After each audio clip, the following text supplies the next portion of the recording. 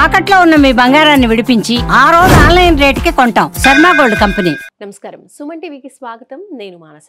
ఈ రోజు మనతో పాటు ఉన్నారు ప్రముఖ జ్యోతిష్య నిపుణులు, జ్యోతిష్య రత్న, జ్యోతిష్య చక్ర వైభవ నిపుణ డాక్టర్ రాళ్లపల్లి రవికుమార్ గారు. వారితో మాట్లాడదాం. ఆగస్టు మాసానికి సంబంధించిన ద్వాదశ రాశుల యొక్క రాశి ఫలాల గురించి తెలుసుకుందాం. గురుగారు నమస్కారం అండి. నమస్కారం. గురుగారు, ఈ ఆగస్టు మాసంలో ద్వాదశ రాశులకి సంబంధించి ఏ రాశికి ఎలాంటి ఫలితాలు ఉన్నాయి అనే విషయాలు తెలుసుకోవాలనుకుంటున్నాం. అంతకన్నా ముందు గురుగారు, ద్వాదశ రాశిలో ఏ గ్రహాలు ఏ స్థానాల్లో ఉన్నాయి అనే విషయాలు తెలుసుకోవాలనుకుంటున్నాం. శరదిందు సమాకారే పరబ్రహ్మ స్వరూపిణి వాసరాపీఠ నిలయే సరస్వతి నమస్తుతే. సుమన్ టీవీ ప్రేక్షకులకి నమస్కారం. ఈ మాసం అంటే ఆగస్టు నెలలో ద్వాదశ రాశుల్లో నవగ్రహాలు ఎక్కడున్నాయో తెలుసుకుందాం. ఎందుకంటే సాధారణంగా మనం రాశి ఫలాలు చెప్పుకునేటప్పుడు ఎందుకు అసలు నవగ్రహాలు ద్వాదశ రాశుల్లో ఉన్నాయి, వాటి ఫలితాలు ఏంటని ఎందుకు చెప్పుకోవాలంటే, సూర్యుడు అంటే ప్రతి నెల ఒక రాశి నుంచి ఇంకో రాశిలోకి మారుతాడు. బుధుడు శుక్రుడు 20 రోజులకు మారుతాడు. చంద్రుడు ప్రతిరోజు ఒక్కొక్క నక్షత్రం మారుతాడు.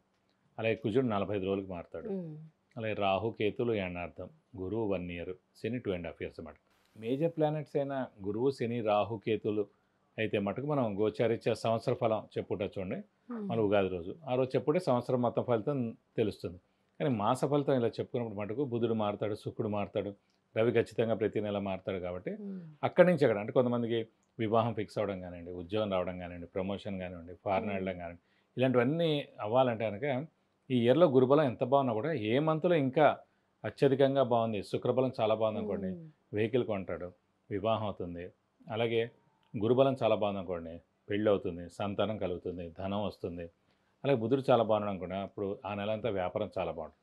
ఇలా ఇవన్నీ తెలుసుకోవాలంటే ప్రతి మాసం కూడా ఎక్కడున్నాడు మనకు ఆ గ్రహం, మన రాశి నుంచి ఏ స్థానంలో ఉన్నాడు అని చూసుకోవడానికి దాన్ని బట్టి తెలుస్తుంది. ఇప్పుడు మనకి సూర్యుడు వచ్చేసి ఆగస్టు 15 to సెప్టెంబర్ 15 మనకి స్వస్థానమైన సింహరాశిలో ఉంటాడు. నెక్స్ట్ వచ్చేసి బుధుడు మనకి కర్కాటక రాశిలో ఉన్నారు. అలాగే శని మనకి మీన రాశిలో ఉన్నాడు. రాహు మనకి కుంభరాశిలో ఉన్నారు. కేతు వచ్చేసి మనకి సింహరాశిలో ఉన్నాడు. అలాగే కుజుడు కన్యా రాశిలో ఉన్నారు. అలాగే గురు శుక్రులు ఇద్దరు కూడా మనకి మిథున రాశిలో ఉన్నారు. మొన్నటిదాకా కుజుడు కేతు కలిసి ఉన్నారండి.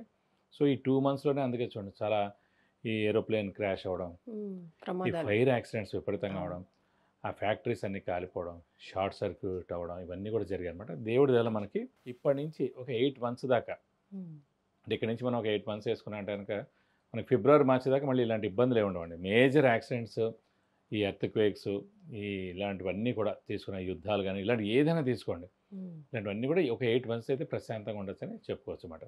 ఇవ్వండి నవగ్రహాలు ద్వాదశ రాశుల్లో ఈ ఆగస్ట్ మంత్ ఈ స్థానాల్లో ఉన్నాయి. ఇప్పుడు మిథున రాశి గురించి మనం తెలుసుకుందాం. ఆగస్టు మాసంలో గురుగారు మిథున రాశి వాళ్ళకి ఎలాంటి పరిస్థితులు అనుకూలంగా ఉన్నాయి, ఎలాంటి విషయాల్లో జాగ్రత్తగా ఉండాలో తెలియజేయండి. తప్పకుండా. మిథున రాశి అనగానే మనకి మృగశిర 3-4 పాదాలు, ఆరుద్ర 1, 2, 3, 4 పాదాలు, పునరోస్ 1, 2, 3 పాదాలు, ఈ నక్షత్రాల సమూహంతో మనకి మిథున రాశిలోకి వస్తుంది. ఈ రాశి వారికి మిశ్రమంగా ఉందని చెప్పాలి. ఇందాక కూడా మనం చెప్పుకున్నాం, సాధారణంగా గురువు, శని, రాహు, కేతుల బలాలు బాగుండాలి ఎవరికైనా సరే. సో కేతు, రాహు మటుకు బాగానే ఉన్నారు తృతీయ భాగ్యస్థానంలో. గురువు వచ్చేసి రాశిలోనే ఉన్నాడు. అంటే సాధారణంగా గురువు అనేవాడు చెడు ఏం చేయడండి. ఇప్పుడు మంచివాడు ఉంటాడు, ఒక ఇన్ఫ్లుయెన్స్ వ్యక్తి ఉంటాడు, వాడు కామ్గా ఉండిపోయాడు అనుకోండి, మనకి వేస్ట్. కామ్గా ఉండకూడదు, వాడు హెల్ప్ అయినా చేయాలి, ఒక మాట సహకారం చేయాలి, లేకపోతే వాడైనా ఒక మాట చెప్తే పని అయిపోతుంది మాట. సో అలా గురువు అంటే స్తబ్దుగా ఉండిపోయాడు మన రాశిలో, మిథున రాశిలో. సో అదే 2, 5, 7, 9, 11 స్థానాలు అనుకోండి, ఖచ్చితంగా స్పీడ్గా పనులు అయిపోతాయి. నిరుద్యోగులకు ఉద్యోగం రావడం, ఉద్యోగస్తులు ప్రమోషన్స్ రావడం, వివాహం కాని వాళ్ళకి వివాహం అవడం, సంతానం లేని వాళ్ళకి సంతానం కలగడం.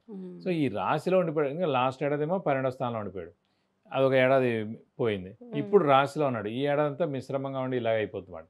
సో గురుబలం లేకపోవడం అలానే స్తబ్దుగా ఉండిపోవడం అలానే బద్ధకం పెరిగి ఏ పనైనా సరే తర్వాత చూద్దాం, పోస్ట్ పోన్ చేయడం, డిలే చేయడం, ఇలా అయిపోతుంది అన్నమాట టైం అంతా. శని వచ్చేసేమో మనకి 10వ స్థానంలో ఉన్నాడు. సో 10వ స్థానంలో శని ఉంటే అప్స్ అండ్ డౌన్స్ లైఫ్లో ఉంటాయండి, ఎక్కువ అప్స్ అండ్ డౌన్స్ లైఫ్లో ఉంటాయి. అది లగ్నం నుంచి చూస్తే కనుక, ప్రస్తుతం రాశి నుంచి చూస్తే కాబట్టి ఈ 2.5 years కూడా అప్స్ అండ్ డౌన్స్ లైఫ్లో ఎక్కువగా ఉండడానికి అవకాశాలు ఉన్నాయి.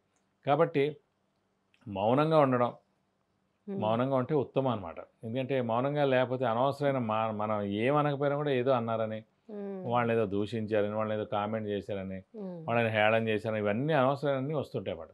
కాబట్టి కొంచెం మౌనంగా ఉంటే అత్యుత్తమం అని చెప్పచ్చు. అలాగే వీరు ఎక్కువగా షూరిటీస్ పెట్టడం కానీ స్పెక్యులేషన్ జోలికి వెళ్ళడం కానీ ఇలాంటివి చేయకుండా ఉంటే ఉత్తమం అండి. ఎందుకంటే ఫైనాన్షియల్ లాస్ కూడా ఉంది. అలాగే లిటిగేషన్స్ కోర్టు కేసు ఉండడం ఇలాంటివి కూడా జరిగేందుకు అవకాశాలు అనమాట.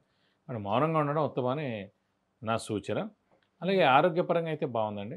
ఇంట్లో పెద్దవాళ్ళు చిన్నపిల్లల ఆరోగ్యం బాగుంటుంది. గృహిణులకు మానసిక ఒత్తిడి తగ్గుతుంది. అలాగే అదృష్టం కూడా బాగానే ఉందండి. సో హార్డ్ వర్క్ కూడా బాగానే ఉంది. కానీ ఏంటంటే గురుబలం లేకపోవడం వలన అది కార్యాచరణ జరగట్లేమాట. ఒక పని అనుకుంటాం, ఆ పని చేస్తే ఖచ్చితంగా మన డబ్బులు వస్తాయి, నేమ్ వస్తుంది, ఫేమ్ వస్తుంది, దాని వలన ఇంకో 10 మందికి ఉపయోగం ఉంటుంది. అది ఏమవుతుందంటే ఆ పనికి డిలే అయిపోతుండే మేడం. డిలే అయిపోవడం వలన మనకి అనవసరంగా అయ్యో ఇది మనం చేయలేకపోతున్నా అనే ధోరణి ఎక్కువగా ఉంటుందన్నమాట. మరి వ్యాపారస్తులకి ఎలా ఉంటుంది? వ్యాపారస్తులకి నన్ను అడిగితే గడ్డు కాలని చెప్పొచ్చండి. ఎందుకంటే మిథున రాశి బుధుడు అవ్వచ్చు. అంటే బుధుడే సాధారణంగా వ్యాపార కారకుడు.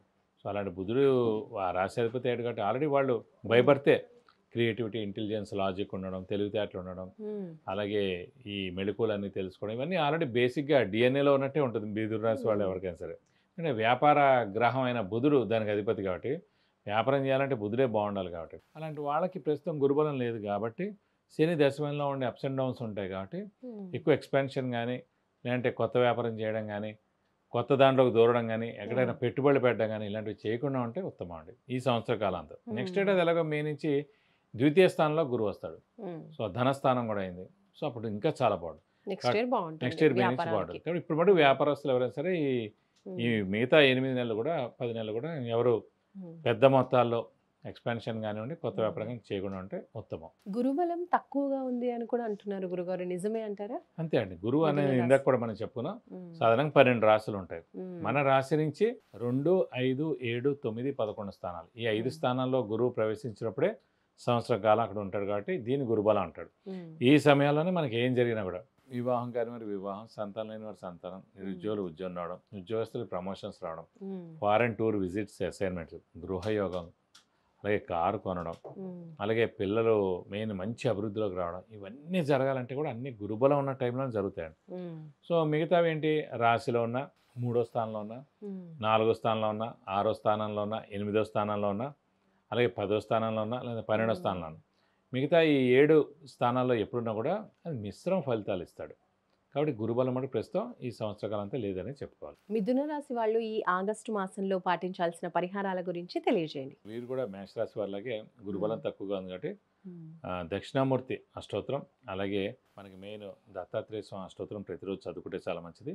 వీలైతే ప్రతి గురువారం దత్తాత్రేయ స్వామి టెంపుల్కి వెళ్ళి 40 ప్రదక్షిణాలు చేస్తే చాలా మంచిది. వీలైతే గురువారం రోజున దత్తపీఠం ఎక్కడైనా ఉంటే వెళ్ళి అక్కడ అభిషేకం కానీ అర్చన కానీ చేస్తే మంచిది. లేదు ఇంకా గురుబలం మనకి చాలా తక్కువగా ఉందండి, ఏ పనులు జరగట్లే అంటే కూడా ఖచ్చితంగా గురువుకి 16,000 సార్లు జపం చేయించి శనగపప్పు కేజీంప ఒక ఎల్లో లుంగి 1000 రూపాయల వర్త్ గోల్డ్ ఐటమ్ దానం ఇస్తానికి దోషం మొత్తం తొలగిపోతుంది. విద్య, ఉద్యోగం, వ్యాపారం, విదేశీయానం, ఆరోగ్యం, సంతానం, ఇంకా ఇలాంటి ఎన్నో విషయాలకు సంబంధించి మీరు వ్యక్తిగతంగా గురువు గారి నుంచి సమస్యలకి పరిహారాలు తెలుసుకోవాలి అనుకుంటే స్క్రీన్ పైన కనిపించే నెంబర్స్కి కాల్ చేయొచ్చు లేదా వాట్సాప్ మెసేజ్ చేసి అపాయింట్మెంట్ తీసుకోవచ్చు. ధన్యవాదాలు గురుగారు. నమస్కారం. నమస్కారం.